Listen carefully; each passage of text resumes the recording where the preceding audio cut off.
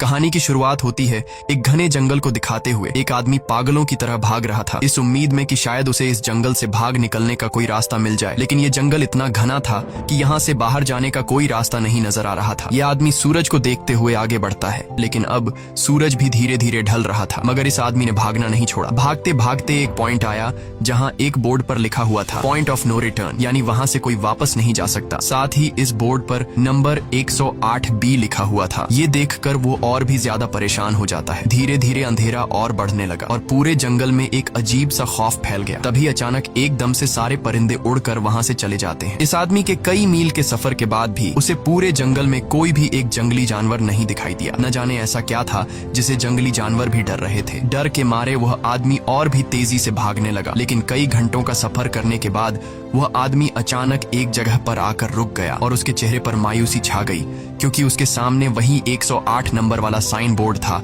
जिस पर लिखा हुआ था पॉइंट ऑफ नो रिटर्न। अब आदमी को समझ आया कि चाहे मैं जितना भी भागूं पर इस जंगल से निकल नहीं सकता, इसलिए अब वो वहां छुपने की जगह ढूंढने लगा। लेकिन वहां उसे छुपने के लिए कोई सेफ जगह नहीं मिली, इसीलिए अब वो पेड़ के ऊपर चढ़ जाता है। पर तभी उस पेड़ की टहनी टूट गई, जिससे वो आदमी काफी ऊंचाई से नीचे जमीन पर आ गिरा। पेड़ से गिरने के बाद वो बहुत ज्यादा जख्मी हो चुका था। उसे काफी गहरी चोटें आई। इससे पहले कि वो बेहोश हो जाता तभी अचानक जमीन हिलने लगी और अजीब सी गुर्राने की आवाजें आने लगी। वो आवाजें सुनकर आदमी के गले में सांसें अटक गईं। तभी अचानक कोई उसे खींच कर ले गया। खींचने वाला कौन था ये नहीं दिखाया गया, लेकिन हमें उस आदमी की दर्द भरी चीखें सुनाई दी गई। इस इंसिडेंट के 6 दिन बाद हमें शहर में मीना नाम की एक लड़की को दिखाया जाता है जो एक बर्ड शॉप में काम करती है। तभी उसका बॉस आता है और मीना को एक गोल्डन पैरट को शहर से दूर एक जू में डिलीवर करने का ऑर्डर देता है। मीना बॉस की बात को मानते हुए अब उस पैरट को डिलीवर करने जाती है। मीना गाड़ी में बैठकर अपने मोबाइल में उस जू का लोकेशन सेट कर लेती है और अपने सफर पर निकल पड़ती है। शहर से बाहर निकलने के बाद वो एक बोर्ड पर बहुत सारे लोगों के मिसिंग फोटोज देखती है, यानी वहाँ पर कई सारे लोग गायब हो चुके थे। लेकिन मीना उन पर ज्यादा ध्यान नहीं देती और आगे बढ़ने लगती है। आगे बढ़ते दौरान मीना शॉर्टकट लेते हुए जंगल के रास्ते से गुजरती है ताकि वो जल्दी से इस पैरट को जू तक डिलीवर कर दें, और वो पहुंच गई जंगल के बीचों बीच। ये वही जगह है जहाँ हम पहले एक आदमी को गायब होते देख चुके हैं। वहाँ आकर मीना बुरी तरह से फंस चुकी थी। वो अपने मोबाइल पर मैप देखती है, लेकिन वहाँ मोबाइल के सिग्नल नहीं आ रहे थे और उसके कार का रेडियो भी काम नहीं कर रहा था। मीना अब वहाँ से वापस निकलने लगी, लेकिन अब उसे वहाँ से बाहर निकलने का रास्ता समझ नहीं आ रहा था। थोड़ी देर बाद मीना की गाड़ी भी खराब हो गई। मीना गाड़ी से बाहर निकलती है और उसे सामने लगा हुआ वही पॉइंट ऑफ नो रिटर्न वाला बोर्ड दिखाई देता है। मीना को कुछ समझ नहीं आता, इसीलिए वो पैरट के पिंजरे को हाथ में लेकर आसपास मदद ढूंढने आगे चली जाती है, लेकिन वहाँ आसपास किसी भी मदद का नामो निशान तक नहीं था। उसके बाद वो वापस उस जगह पर लौट आती है जहाँ उसने अपनी गाड़ी खड़ी की थी, लेकिन वहाँ से उसकी गाड़ी गायब हो चुकी थी। ये देखकर वो बहुत ज्यादा परेशान हुई। उसे लगा कि शायद वो उस जगह पर नहीं आई है जहाँ उसकी गाड़ी खड़ी थी, बल्कि ये किसी दूसरी जगह पर आ गई है और उसकी गाड़ी कहीं दूसरी जगह में खड़ी है, क्योंकि इस जंगल का हर एक पॉइंट एक ही जैसा दिखाई दे रहा था। अब अंधेरा भी गहरा होता जा रहा था। एकदम से पहले की तरह ही सभी परिंदे इन पेड़ों से उड़ जाते हैं। मीना को अब डर लगने लगा था, क्योंकि जमीन भी जोर जोर से हिल रही थी। मीना को वहाँ आसपास किसी के होने का एहसास होता है। तभी अचानक मीना को दूर किसी का साया नजर आया। मीना भागते हुए उसके पीछे आई, पर उसे वहाँ कोई भी नहीं मिला। तभी अचानक मीना को एक बूढ़ी औरत भागते हुए दिखाई दी। मीना भी दौड़कर उसका पीछा करने लगी। वो उससे मदद मांग रही थी, लेकिन वो औरत रुकती नहीं, तेजी से भागती रहती है। एक बार फिर मीना इस बूढ़ी औरत का पीछा करती है। अचानक वो बूढ़ी औरत फिर से गायब हो गई। मीना जब उसे ढूंढते हुए और आगे बढ़ी तो उसे दूर जंगल में एक बड़ा सा कमरा दिखाई दिया। वो बूढ़ी औरत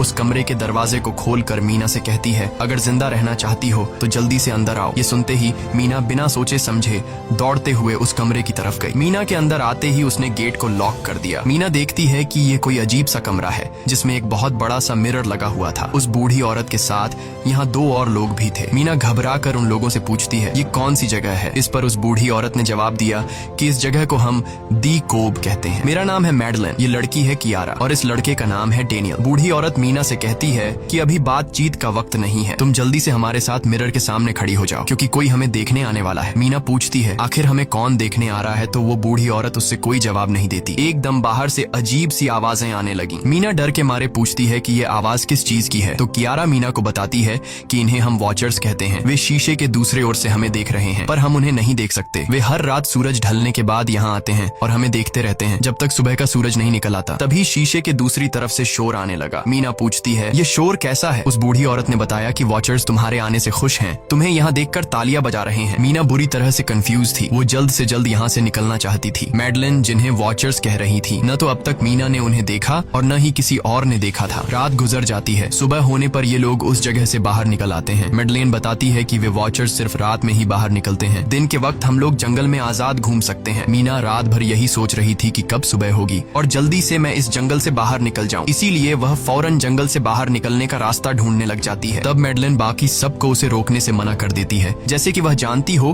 कि मीना इस जंगल से बाहर नहीं निकल सकती और वह जरूर वापस आएगी। बस मीना को जाते हुए मैडलिन बताती है कि तुम्हारा यह फैसला अच्छा नहीं है, इस जंगल से बाहर निकलने का कोई रास्ता नहीं है। रात होने से पहले हमें इस घर में वापस आना पड़ता है, अगर तुम लेट हो गई तो तुम अपनी जान से हाथ धो बैठोगी। मीना किसी की बात नहीं सुनती और अपने पैरट को लेते हुए तेजी से आगे बढ़ती है। थोड़ा सा आगे बढ़ने पर उसे वहीं पॉइंट ऑफ नो रिटर्न वाला साइन दिखाई देता है। उसे देखकर वो घबरा तो गई, लेकिन उसने हिम्मत नहीं हारी और सूरज को देखकर सूरज की डायरेक्शन में आगे बढ़ती रही, पर जंगल से निकलने में कामयाब नहीं हो सकी। आगे चलकर रास्ता ही खत्म हो गया। मीना ने देखा कि वो एक पहाड़ के टॉप पर खड़ी है, जहाँ से आगे दूर दूर तक जंगल के सिवा कुछ भी नहीं था। इसीलिए वो मायूस होकर नीचे बैठ जाती है। तभी अचानक उसके कंधे पर किसी ने हाथ रखा। वो डर गई और जब उसने पीछे मुड़कर देखा तो वो बूढ़ी औरत मैडलिन थी। यहाँ मैडलिन उसे हौसला देती है और कहती है कि सिर्फ तुम ही नहीं जिसने यहाँ से निकलने की कोशिश की और हार गई, हम भी तुम्हारी तरह ही हार कर यहाँ रुके हैं। यहाँ से बाहर निकलने का कोई रास्ता नहीं, चलो मैं तुम्हें कुछ दिखाती हूँ। मैडलिन मीना को जंगल की तरफ लेकर जाती है। मैडलिन मीना से कहती है, ये जंगल एक शिकारी है और हम सब उसका शिकार, अगर जिंदा रहना चाहती हो तो हमारे साथ ही रहो। मैडलिन उसे पॉइंट ऑफ नो रिटर्न वाले काफी सारे साइन बोर्ड दिखाती है, जो कि जंगल के चारों तरफ गोल घेरे में लगे थे और उनके बीच में था उनका कमरा। मैडलिन बताती है कि यह हमारे घर से आधे दिन के फासले पर लगे हैं, अगर इसे आगे गई तो वापस लौटना मुश्किल हो जाएगा, इसलिए कभी भी यह तुम्हें नजर आए तो तुम इन्हें इग्नोर मत करना। मीना पूछती है, ये सब किसने बनाया? तो वो जवाब देती है, ये एक प्रोफेसर ने बनाया है, लेकिन अब तक उसे किसी ने देखा नहीं है। अब रात हो जाती है, ये लोग वापस उस घर के अंदर आ जाते हैं। हर रात वॉचर्स उन्हें देखने के लिए आते थे। आज कियारा नामी लड़की उनके सामने डांस करती है और कहती है ये सब उन्हें पसंद है। ऐसा नहीं था कि इन चारों को हर रात वॉचर्स के सामने खड़ा ही रहना पड़ता था। ये लोग जो चाहते वह कर सकते थे, बस ये लोग उनकी तरफ अपनी कमर नहीं कर सकते थे। ऐसा करने पर वो लोग बहुत ज्यादा गुस्सा हो जाते थे। रात में तो उन्हें सिर्फ वॉचर्स का मसला था, लेकिन दिन में भी उन्हें बहुत मुश्किलों का सामना करना पड़ता था। ये लोग जंगल से हर रोज अपना पेट भरने के लिए कुछ न कुछ शिकार करके लाते थे, जिससे उनका गुजारा हो जाता। अगले दिन कियारा और मीना दोनों जंगल में शिकार करने जाती हैं। मीना कियारा से पूछती है कि आखिर ये वॉचर्स चाहते क्या हैं? कियारा बताती है, मुझे भी कुछ खास नहीं पता, लेकिन मैडलाइन कहती है कि ये वॉचर्स हमें देखते हैं, हमें ऑब्जर्व करते हैं, लेकिन अगर हमने वॉचर्स को देखा तो हम पागल हो जाएंगे, क्योंकि वॉचर्स बहुत ही खूंखार दिखते हैं। कियारा अब उसे एक गड्ढा दिखाती है और कहती है, ऐसे बहुत से गड्ढे इस जंगल में मौजूद हैं। दिन के वक्त सारे के सारे वॉचर्स उन गड्ढों में रहते हैं और रात में वो यहाँ से बाहर निकल आते। दिन के वक्त ये लोग इसलिए बाहर नहीं आ सकते क्योंकि सूरज की रोशनी उनकी स्किन जलाती है। कियारा मीना को बताती है कि वो 5 महीने पहले अपने पति के साथ इस जंगल में आई थी और तब से वो दोनों यहाँ फंसे हुए थे, पर आज से 6 दिन पहले मेरा पति जंगल में रास्ता ढूंढने निकला है। मुझे उम्मीद है कि वो जरूर वापस आएगा और हम सबको यहाँ से सेफली ले जाएगा। यहाँ हमें मालूम होता है कि असल में कियारा का हस्बैंड वही आदमी था जिससे हमने मूवी के स्टार्ट में देखा था, जिसे कोई यहाँ से खींच कर ले गया और अब वो मारा जा चुका है। इस तरह से बातें करते हुए ये दोनों कमरे के पास वापस लौट आए। यहाँ मैडलिन ने मीना को 3 रूल समझाती है जिंदा रहने के लिए। सबसे पहला ये कि वो रात के वक्त घर का दरवाजा नहीं खोलेगी। दूसरा, रात में वो आईने की तरफ अपनी कमर नहीं करेगी। और तीसरा ये कि दिन के वक्त वो उन गड्ढों के पास नहीं जाएगी और जितना हो सके रोशनी में रहेगी। जब तक तुम इन रूल्स को फॉलो करोगी तब तक तुम जिंदा रहोगी। लेकिन मीना को मैडलाइन की बातों पर बिल्कुल भी भरोसा नहीं होता। अब उस रात मीना इन वॉचर्स के बारे में जानना चाहती थी, इसीलिए वो शीशे के साथ कान लगाकर आवाजें सुनने की कोशिश करती है। जब उसे कुछ सुनाई नहीं देता तो मीना को मैडलिन की बताई गई वॉचर्स की बातें फेक लगने लगती हैं। इसलिए वह रूल्स को तोड़ते हुए अपनी कमर को शीशे की तरफ करके सो जाती है और ऐसा करने पर इन वॉचर्स को गुस्सा चढ़ जाता है। वो लोग जोर जोर से उस शीशे को मारने लग जाते हैं। शोर से मैडलाइन भी उठ जाती है और वह जल्दी से मीना को शीशे की तरफ खड़े रहने को कहती है और तब जाकर वो वॉचर्स का गुस्सा शांत होता है। यानी जब इंसान वॉचर्स को अपनी पीठ दिखाते हैं तो वह उसे खुद की इंसल्ट मानने लगते हैं। ये रात भी गुजर जाती है और अगले दिन मीना डेनियल के साथ शिकार पर निकलती है। वो डेनियल से पूछती है, क्या आज तक तुमने किसी वॉचर को देखा है? जिस पर डेनियल ने जवाब दिया कि मैंने भी आज तक वॉचर्स को नहीं देखा और जो भी वॉचर्स को देखता है वो जिंदा नहीं बच पाता। तब मीना डेनियल को समझाती है कि मुझे लगता है कि ये सब मैडलाइन की बनाई हुई कहानियां हैं जिसके अंदर वो हमें फंसा रही है। हमें जरूर उन गड्ढों को जाकर चेक करना चाहिए, शायद हमें यहाँ से बाहर जाने का कोई रास्ता मिल जाए। डेनियल भी यहाँ रहकर बहुत ज्यादा तंग हो चुका था और वो भी किसी तरह से रास्ता ढूंढकर इस जंगल से भाग निकलना चाहता था, इसलिए वो मीना की बात मान लेता है और वो दोनों गड्ढे के पास पहुंच जाते हैं। अब मीना अपने आप को रस्सी से बांधकर इस गड्ढे के अंदर उतरती है। रस्सी का दूसरा सिरा डेनियल ने पकड़ा हुआ था ताकि अगर मीना को कुछ भी हो वो जल्दी से मीना को बाहर की तरफ खींच ले। मीना नीचे गड्ढे में पहुंच जाती है जहां उसे बहुत सारा इंसानों का सामान मिलता है। मीना उस सामान को इकट्ठा कर लेती है। ये सारा सामान उन लोगों का था जो जंगल में वॉचर्स के शिकार हो चुके थे। डेनियल रस्सी के सहारे कैमरा, साइकिल और जरूरत का सारा सामान को बाहर ले आता है। मीना अब नीचे इंतजार करती है कि डेनियल कब रस्सी नीचे फेंकेगा और मैं ऊपर चली जाऊंगी। और इससे पहले कि मीना उस गड्ढे से बाहर निकल पाती, उसे गड्ढे के अंदर किसी के आने की हलचल सुनाई देती है। मीना जल्दी से डेनियल को रस्सी नीचे फेंकने की आवाज देने लगती है, लेकिन तभी मीना को पकड़ने के लिए एक वॉचर का हाथ बढ़ने लगता है। पर मीना धूप में खड़ी थी, इसलिए जब उस वॉचर के हाथ पर सूरज की रोशनी पड़ी तो उसका हाथ जलने लगा। इतने में डेनियल ने नीचे मीना के पास रस्सी फेंकी और मीना फौरन जल्दी से बाहर निकल आई। मीना पूरी तरह से डर गई थी। ये लोग उस सारे सामान को लेकर अपनी सेफ हाउस में आ गए, जहाँ मैडलिन ने उससे पूछा, ये सामान तुम्हें कहाँ से मिला? ये लोग झूठ बोल देते हैं कि ये सामान उन्हें इस जंगल से मिला। मैडलिन को इस जंगल में रहते हुए बहुत अरसा गुजर चुका था। वो जानती थी कि ये सामान उसे जंगल से नहीं बल्कि एक गड्ढे से मिला होगा। वो मीना से पूछती है, बताओ तुमने गड्ढे के अंदर क्या देखा? लेकिन मीना उसे कुछ नहीं बताती। ये लोग बहुत खुश थे कि आज रात ये लोग वॉचर्स को देख पाएंगे, क्योंकि मीना को गड्ढे के अंदर एक कैमरा मिला था। डेनियल किसी तरह जुगाड़ करके उस कैमरा को टीवी के साथ अटैच कर लेता है ताकि ये लोग भी टीवी पर वॉचर्स को देख पाएं। मैडलिन बार बार उन्हें समझाती है कि ये तुम लोग गलत कर रहे हो, लेकिन ये दोनों उसकी एक बात भी नहीं सुनते। आज रात ये लोग वॉचर्स के इंतजार में बैठे थे ताकि उन्हें वो देख पाए, लेकिन काफी रात होने के बावजूद भी आज कोई वॉचर उन्हें देखने नहीं आया और अब कुछ देर बाद उनके साथ कुछ अजीब सा होने वाला था। ये लोग बातचीत में मसरूफ थे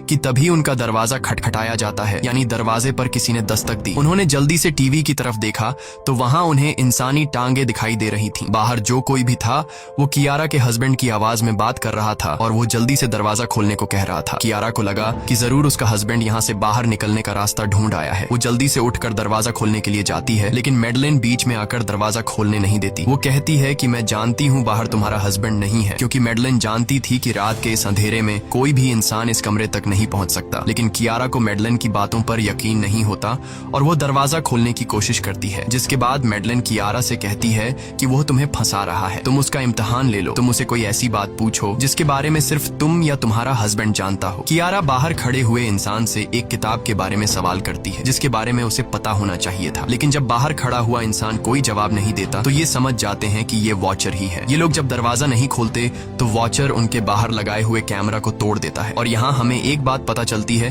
कि वॉचर्स इंसान के रूप में भी खुद को बदल सकते हैं। वॉचर्स उनकी इस हरकत पर बहुत ज्यादा गुस्सा हो गए थे। वे बहुत तेजी से शीशे को मारने लगे जिससे शीशे में एक बड़ा क्रैक भी आ जाता है, लेकिन यहाँ मैडलिन समझदारी दिखाते हुए सबको लाइन से शीशे की तरफ खड़ा कर देती है, जिससे वॉचर्स का गुस्सा थोड़ा बहुत ठंडा हो जाता है और वे वहाँ से चले जाते हैं। अब यहाँ मीना मैडलिन को बताती है कि हमने गड्ढे में से ये सारा सामान चुराया था। ये सुनकर मैडलिन बहुत ज्यादा गुस्सा हो जाती है कि तुम लोगों ने दूसरा रूल भी तोड़ दिया। अगली सुबह मैडलिन उस गड्ढे से लाया हुआ सारा सामान उठाकर वापस उसी गड्ढे में फेंक देती है, जिससे उन वॉचर्स का गुस्सा थोड़ा शांत हो जाता है। मगर अब इन लोगों को जंगल में बहुत ही ज्यादा अजीब चीजें दिखाई देना चालू हो गई थी और उसका सबसे ज्यादा असर डेनियल पर होता है। डेनियल अचानक बात बात पर बहुत ज्यादा गुस्सा करने लग जाता है। दूसरी तरफ कियारा, जिससे पहले उम्मीद थी कि उसका हस्बैंड जिंदा है और वो यहाँ आकर उसे यहाँ से बचा लेगा, लेकिन अब उसे पता चल चुका था कि उसका हस्बैंड अब वापस नहीं आएगा, जिसकी वजह से वह अंदर ही अंदर पूरी तरह से टूट चुकी थी और वो डिसाइड करती है कि वह वॉचर्स के इन गड्ढों में कूदकर अपनी जान दे देगी, क्योंकि अब उसके पास जीने की कोई वजह नहीं रही। वह ऐसा करने ही वाली होती है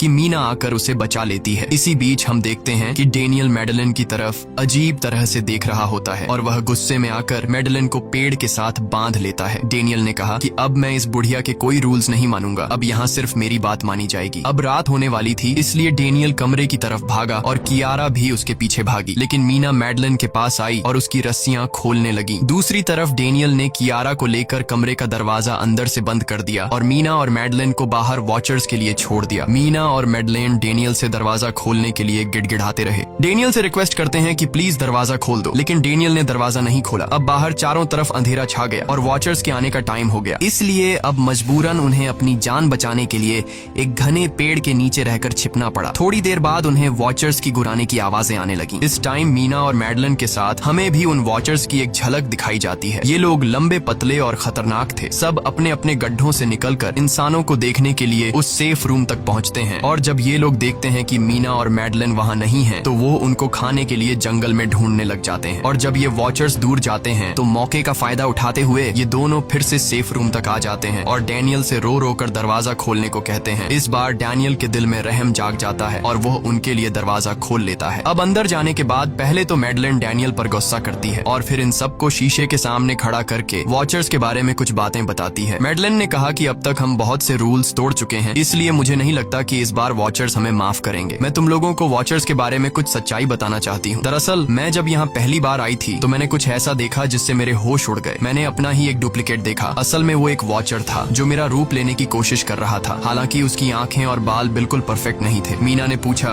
कि आखिर ये वॉचर्स हैं क्या चीज, जिस पर मैडलिन ने जवाब दिया कि ये सारे क्रीचर्स फेरीज हैं जो किसी जमाने में इंसानों के साथ मिलकर रहते थे। फेरीज पंखों वाले एक जादुई जीव थे, लेकिन वक्त गुजरने के साथ इंसानों को फेरीज की शक्तियों से डर लगने लगा। इसीलिए इंसानों ने फेरीज को खत्म करने का सोचा। इंसानों की तादाद ज्यादा थी, इसलिए फेरीज इंसानों का मुकाबला नहीं कर पाए। इंसानों ने इन फेरीज को जंगल में एक बहुत बड़े गड्ढे के अंदर कैद कर लिया और उन्हें श्राप से हमेशा हमेशा के लिए इस गड्ढे में बंद कर दिया। उसके बाद फेरीज कई 100 सालों तक उस गड्ढे में कैद रहे, लेकिन फिर वक्त के साथ उन्होंने जमीन के अंदर खुदाई करके निकलने के रास्ते बना लिए। आज वही फेरीज वॉचर्स के रूप में गड्ढों से निकलकर हमारे सामने आते हैं। हालांकि कई 100 सालों तक जमीन के अंदर रहने की वजह से उन्होंने अपने पंख और जादुई शक्तियां खो दी और साथ ही उन्हें सूरज की रोशनी से तकलीफ होने लगी, लेकिन अब भी उनमें रूप बदलने की शक्ति है। इस पर डैनियल ने मैडलिन से पूछा कि ये वॉचर्स हमसे क्या चाहते हैं और ये हर रात हमें देखते क्यों हैं, जिस पर मैडलिन ने बताया कि ये वॉचर्स एक बार फिर से जंगल से निकलकर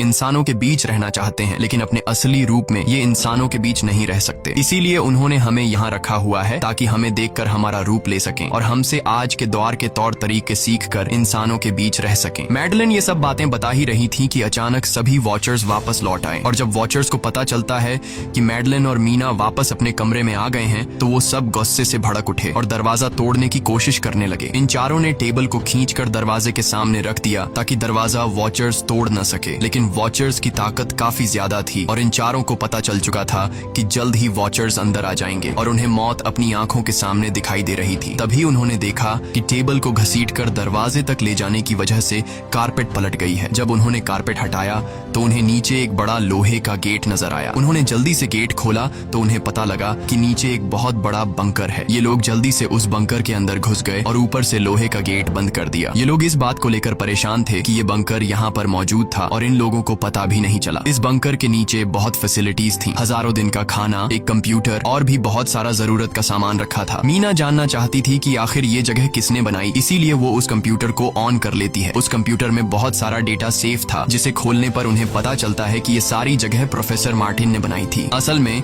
प्रोफेसर को इन क्रीचर्स के बारे में पता था। वो इन वॉचर्स पर रिसर्च करना चाहता था, इसीलिए उसने ये बंकर बनाया था। पैसों का लालच देकर वो दूसरे इंसानों को काम के लिए यहाँ लेकर आता था और रात के वक्त मजदूरों को ऊपर कमरे में छोड़कर खुद यहाँ आकर छुप जाता था और वो वॉचर्स फिर उन इंसानों को खा जाया करते थे। अगली वीडियो में डॉक्टर मार्टिन बताते हैं कि उनकी रिसर्च के दौरान उन्हें एक सबसे अलग फेरी मिली जो रोशनी में भी उन गड्ढों से बाहर आ सकती थी। डॉक्टर बताता है कि उस वॉचर ने एक बच्ची का बिल्कुल परफेक्ट रूप ले लिया था जिसे कोई पहचान नहीं सकता था। वो बहुत अच्छी थी, उसने डॉक्टर मार्टिन को मारा नहीं। डॉक्टर मार्टिन उसे यहाँ ले आया। तभी प्रोफेसर ने कैमरा को दूसरी तरफ मोड़ा। तब उन्होंने देखा कि प्रोफेसर ने उस छोटी सी बच्ची के रूप में आए वो क्रीचर को पिंजरे में कैद कर लिया है। पता नहीं डॉक्टर उसके साथ कौन सा एक्सपेरिमेंट करने वाला था। उस कंप्यूटर में बहुत सी वीडियोस थी और हर वीडियो में कुछ न कुछ बताया हुआ था। मीना बस ये जानना चाहती थी कि आखिर में क्या हुआ, इसीलिए वो सबसे आखिरी वीडियो प्ले करती है जिसमें वह देखती है कि प्रोफेसर खुद को और उस फेरी को मारने वाले हैं। मरने से पहले वह इस जंगल में फंसे हुए लोगों के लिए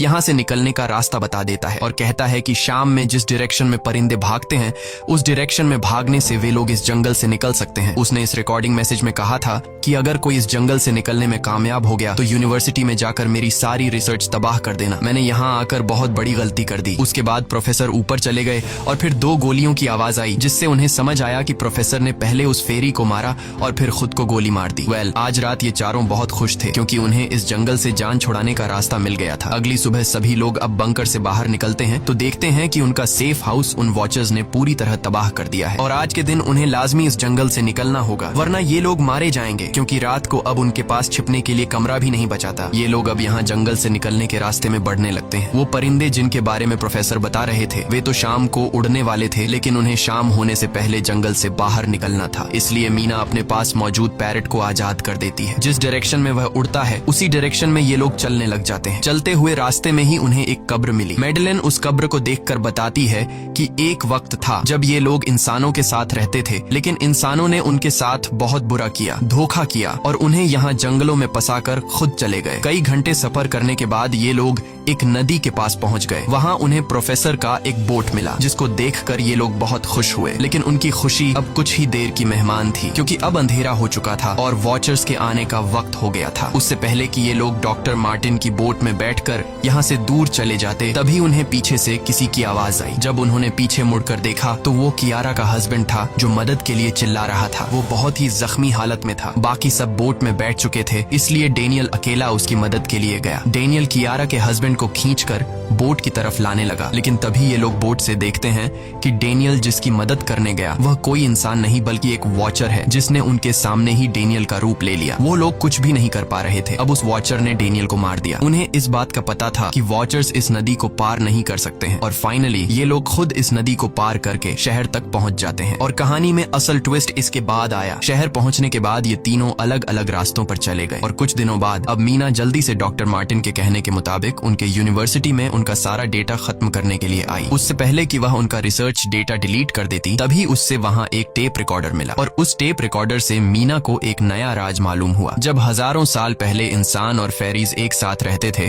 तो तब उनकी शादी भी हुआ करती थी। इंसान और फेरी के मिलन से जो बच्चे पैदा होते थे उनमें इंसान और फेरी दोनों के गुण होते थे। उन्हें हाफलिंग्स कहा जाता था। उन हाफलिंग्स में एक खासियत थी कि वे रूप बदलने में इतने माहिर होते थे कि वे किसी मरे हुए इंसान का रूप भी बदल सकते थे। प्रोफेसर का मानना था कि जब इंसानों ने फेरीज को जंगल के अंदर गढ़ों में कैद कर लिया था, तब हाफलिंग इंसानों के बीच अपना रूप बदलकर चुपके से रहने लगे और वो आज भी किसी न किसी रूप में इंसानों के बीच मौजूद है। मीना जब प्रोफेसर के ऑफिस में आई और वहाँ पर जांचबीन करने लगी तो वहाँ उसके हाथ कुछ ऐसी तस्वीरें लगी जिसने उसके होश उड़ा दिए। उसने देखा कि तस्वीर में जो प्रोफेसर के साथ लेडी खड़ी है वो कोई और नहीं बल्कि मैडलेन है और असल में मैडलेन प्रोफेसर की वाइफ है। वो कंफ्यूज हो जाती है कि मैडलेन ने उसे यह बातें क्यों नहीं बताई। इस भारी कंफ्यूजन को शेयर करने के लिए वो कियारा के पास आती है और उसे बताती है कि जिस मैडलेन से हम जंगल में मिले थे वो असल में प्रोफेसर मार्टिन की वाइफ है, लेकिन उसने हमें यह सच्चाई इसलिए नहीं बताई क्योंकि वो खुद एक इंसान नहीं बल्कि एक रूप बदलने वाली फेरी थी। मैंने जब रिसर्च किया तो मुझे पता चला कि काफी साल पहले प्रोफेसर की वाइफ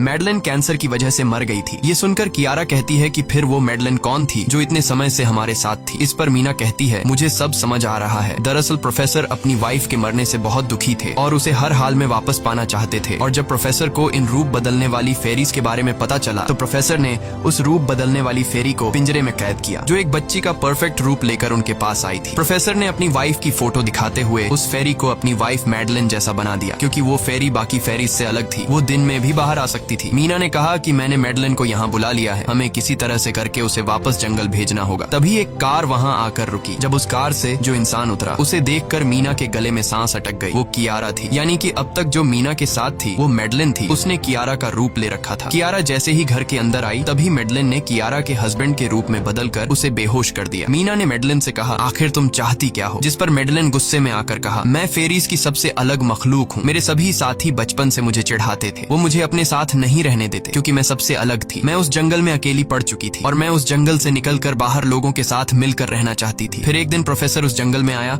उसने मुझे पिंजरे में कैद कर लिया। उसने मुझसे कहा कि अगर मैं उसकी वाइफ का रूप ले लूं तो वह मुझे जंगल से बाहर ले जाएगा। मैंने उसकी बात मान ली। प्रोफेसर ने मुझे मेडलिन की सारी बातें सिखाई और बाद में उस धोखेबाज प्रोफेसर ने मुझे मारने की कोशिश की, लेकिन उससे पहले कि वो मुझे मार पाता मैंने उसे ही मार डाला। तुम इंसान कभी भी भरोसे के लायक नहीं थे और न ही रहोगे। अब तुम भी मेरी सच्चाई जान चुकी हो, इसलिए तुम्हें भी मरना होगा और तुम्हें मारने के बाद मैं तुम्हारे रूप में इंसानों के बीच रहूंगी। यह कहकर मेडलिन ने मीना का रूप ले लिया और उसका गला दबाकर उसे मारने लगी। तब मीना ने मेडलिन से कहा कि क्या प्रोफेसर ने तुमसे यह नहीं कहा कि तुम क्यों दिन में निकल सकती हो? असल में तुम हाइब्रिड हो, आधी इंसान और आधी फेरी, इसीलिए तुम इंसानों और फेरीज के बीच रह सकती हो। मुझे पता है कि दुनिया में अकेला रहना कैसा होता है, लेकिन तुम अकेली हाफलिंग नहीं हो। तुम्हारे जैसे और भी हाफलिंग्स हैं जो किसी न किसी रूप में इंसानों के बीच रह रहे हैं। इस सच्चाई का पता चलते ही मेडलिन का शरीर अचानक अपने असली रूप में आने लगा। देखते ही देखते उसके पंख निकल आए, जिसके बाद वो मीना को यहीं पर छोड़कर यहाँ से उड़ जाती है। इसके बाद कुछ हफ्तों के बाद का सीन दिखाया जाता है, जहाँ मीना अपनी सिस्टर के साथ रहने लगी है। उसने अपनी सिस्टर को बताया